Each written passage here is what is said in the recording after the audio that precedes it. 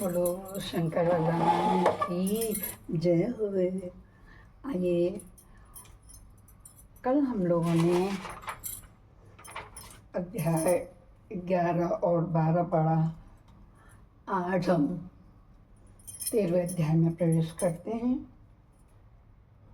सभी लोग दम्भ की तपस्या और विष्णु द्वारा उसे पुत्र प्राप्ति का वरदान, शंखचूड़ का वचन, तप, उसे फल प्राप्ति, ब्रह्मा जी की आज्ञा से उसका पुष्कर में तुलसी के पास आना और उसके साथ वार्तालाप, ब्रह्मा जी का पुनः वहाँ प्रकट होकर दोनों को आशीर्वाद देना और शंखचूड़ का गंधर्व विवाह की विधि से तुलसी का पाणी ग्रहण करना। आइए शुरू करते हैं। गजाननं भूतगणाधिसेवितं कत्पित्तजम्बूफलचारुभक्षणम् उमासुतं शोकविनाशकारकं नमामि विघ्नेश्वरपादपङ्कजं। नीलाम्बुजश्यामलकोमलाङ्गं सीतासमारोपित्वामभागं पाणौ महासायकचारुचापं नमामि रामं भगवन्सनाथं। कर्पूरगौरं करुणावतारं संसारसारं भुजगेन्द्रहारं सदा वसन्तं हृदयारविन्दे भवं भवानी सहितं नमामि। त्वमेव माता च पिता त्वमेव बन्धुश्च सखा त्वमेव विद्या द्रविणं त्वमेव सर्वं मम देवदेव। गुरुर्ब्रह्मा गुरुर्विष्णु गुरुर्देवो महेश्वर गुरुसाक्षात् परब्रह्म तस्मै श्री गुरुवे नमः। आनंदी आनंद कर सब संकट दूर, जो सेवक शरण पड़े करें सदा रहें भरपूर।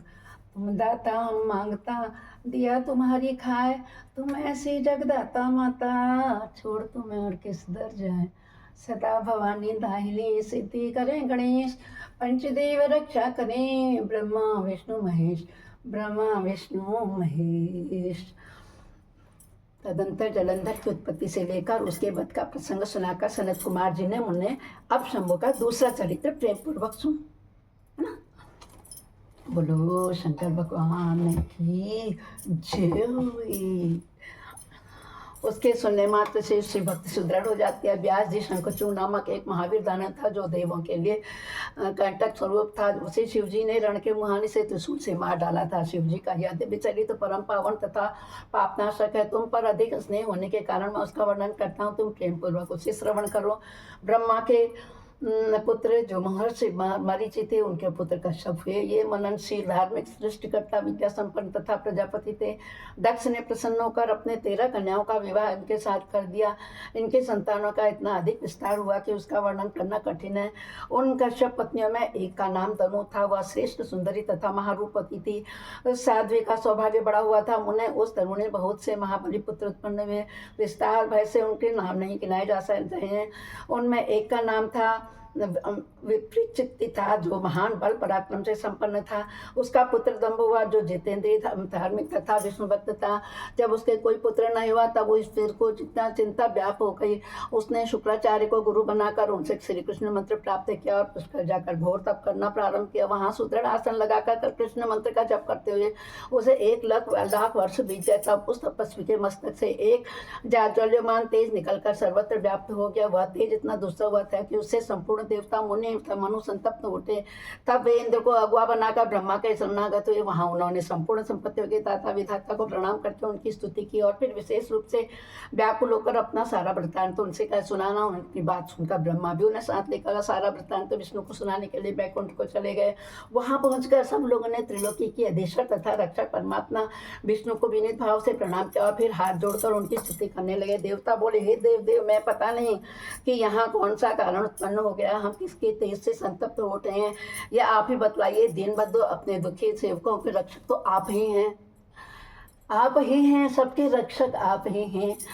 अतः हम शरणागत की रक्षा कीजिए। सनत कुमार जी कहते हैं, हे मुने, ब्रह्मा आदि देवताओं के वचन को सुनकर शरणागत तत्सल भगवान विष्णु मुस्कुराए और प्रेम पूर्वक बोले। विष्णु ने कहा, अमरो शांत रहो, घबराओ मत, भयभीत न हो, कोई उलट पुलट नहीं होगा, क्योंकि अभी प्रलय का समय नहीं आया। यह तेज तो दंभ नामक दानव का है, जो मेरा भक्त है और पुत्र की कामना तब कर रहा है।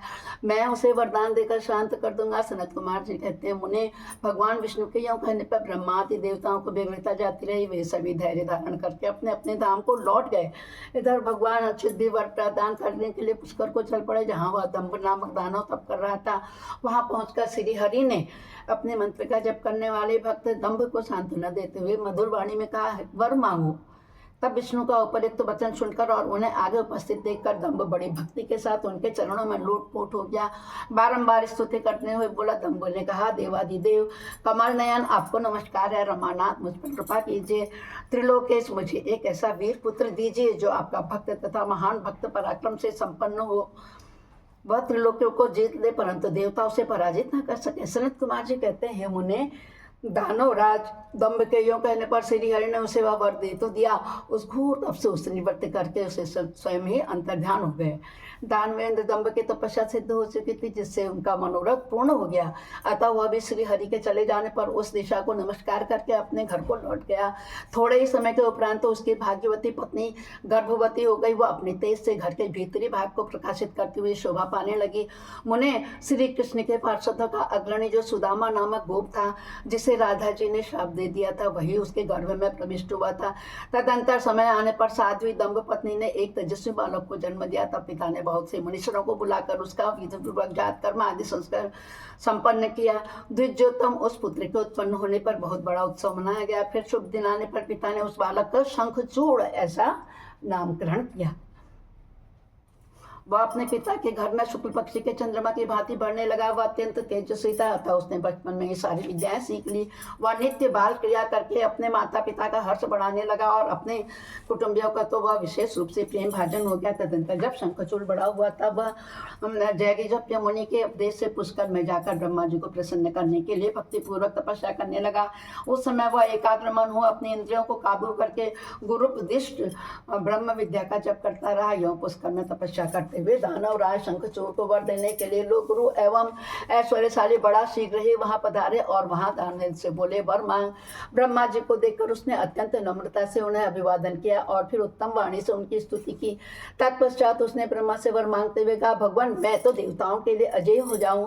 तब ब्रह्मा जी परम प्रसन्न होकर बोले, तथास्तु, ऐसा ही होगा। फिर उन्होंने शंखचूड़ को वह दिव्य श्री कृष्ण कवच प्रदान किया, जो जगत के संपूर्ण मंगलों को भी मंगल और सर्वत्र विजय प्रदान करने वाला है। तदंतर ब्रह्मा जी ने उसे आज्ञा दी कि तुम बद्रीवन को जाओ, वहीं धर्मध्वज की अन्य कन्या तुलसी सकाम भाव से तपस्या कर रही होगी, तुम उसके विवाह कर लो। जाओ कहकर ब्रह्मा जी उसी क्षण उसके सामने ही तुरंत अंतर्ध्यान हो गए। तब जब तपा सिद्ध शंखचूड़ ने भी उसके सारे मनोरथ तपोबल से पूर्ण हो चुके थे और मुख पर प्रसन्नता खेल रही थी, पुष्कर में ही उस जगत के मंगल के भी मंगल स्वरूप कवच को गले में बांध लिया और ब्रह्मा के आज्ञा अनुसार वह तत्काल ही बद्रिकाश्रम को चल पड़ा। कहाँ को चल पड़ा? बद्रिकाश्रम को चल पड़ा।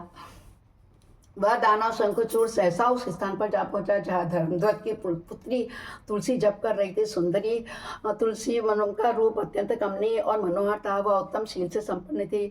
उस सती को देखकर शंखचूड़ उसके समीप ही ठहर गया और मधुर वाणी में उससे बोला। शंखचूड़ ने कहा, सुंदरी तुम कौन हो? किसकी पुत्री हो?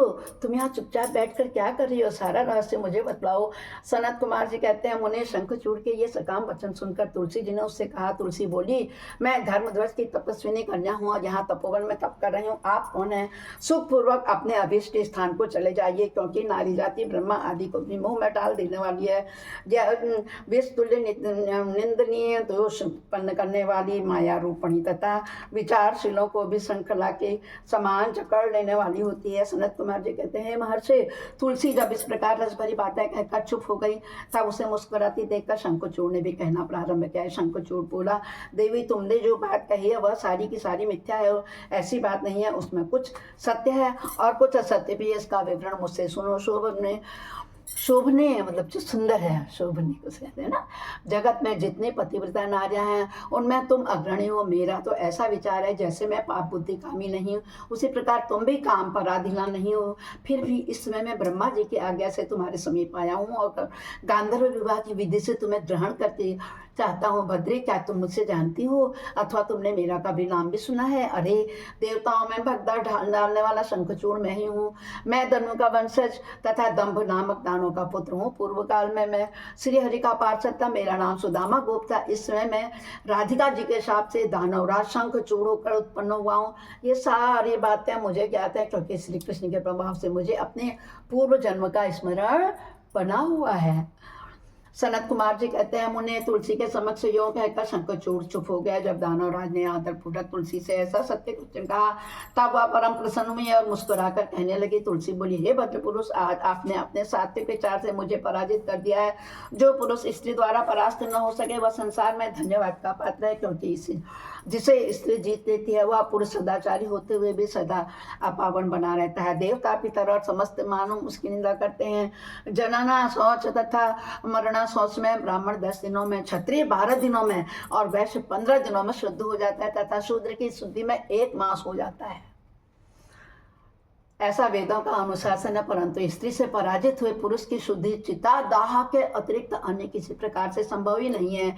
इसी कारण उसके पितर उसके द्वारा दिए गए पिंड तर्पण आदि को इच्छापूर्वक ग्रहण नहीं करते और तथा उसके द्वारा अर्पित किए गए पुष्प फल आदि को स्वीकार नहीं करते। जिसका मन स्त्रियों द्वारा आहत हो जाता है उसके ज्ञान, उत्तम तप, जप, होम, पूजन, विद्या और दान से क्या लाभ, अर्थात उसके ये सभी निष्फल हो जाते हैं। मैंने आपके विद्या प्रभाव और ज्ञान की जानकारी के लिए ही आपकी परीक्षा ली है, क्योंकि कामना को चाहिए कि वह अपने मनोनीत कांति की परीक्षा करके ही उसे पति रूप से वर्ण करे। सनत कुमार जी कहते हैं, व्यास जी, जिस समय तुलसी यों वार्तालाप कर रही थी उसी समय सृष्टिकर्ता ब्रह्मा वहां पहुंचे और इस प्रकार कहने लगे।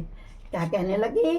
ब्रह्मा जी ने कहा, शंखचूड़, तुम इसके साथ क्यों व्यर्थ में विवाद कर रहे हो? पाणी ग्रहण करो, क्योंकि निश्चय ही तुम पुरुष रत्न हो और यह सती साध्वी नारियों में रत्न स्वरूप है। ऐसी दशा में निपुणा का फिर तुलसी की ओर लक्ष्य करके कहते हैं, सती साध्वी तुलसी, तू ऐसे गुणवान कांति की क्या परीक्षा ले रही है? या तो देवताओं, असुरों और दानवों का मान मर्दन करने वाला है। सुंदरी, तू इसके साथ संपूर्ण लोकों में सर्वदा उत्तम उत्तम स्थानों पर चिरकाल तक यथेष्ट विहार कर शरीरांत होने पर भी पुनः गोलोक में श्री कृष्ण को ही प्राप्त होगा।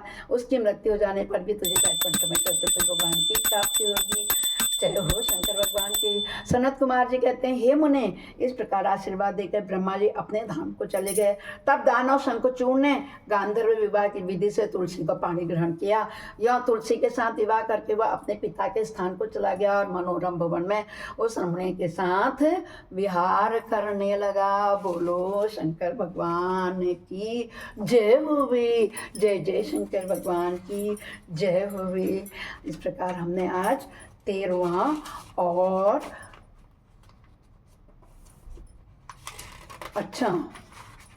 13 से लेकर पूरा 19 तक लिखा है आज यहाँ।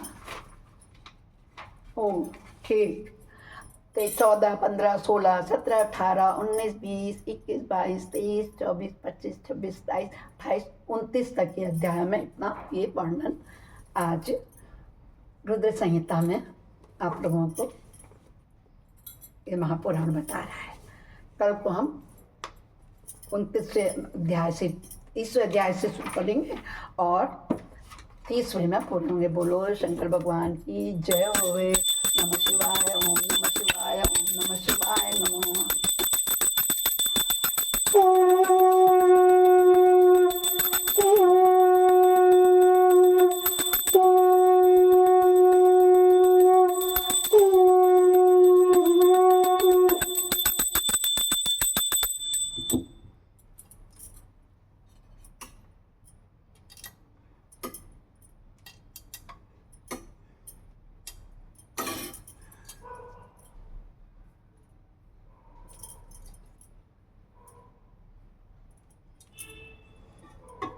अपराध सहस्राणि क्रियन्ते यानि समया दास्यामिते माम त्वां क्षमस्व परमेश्वरी।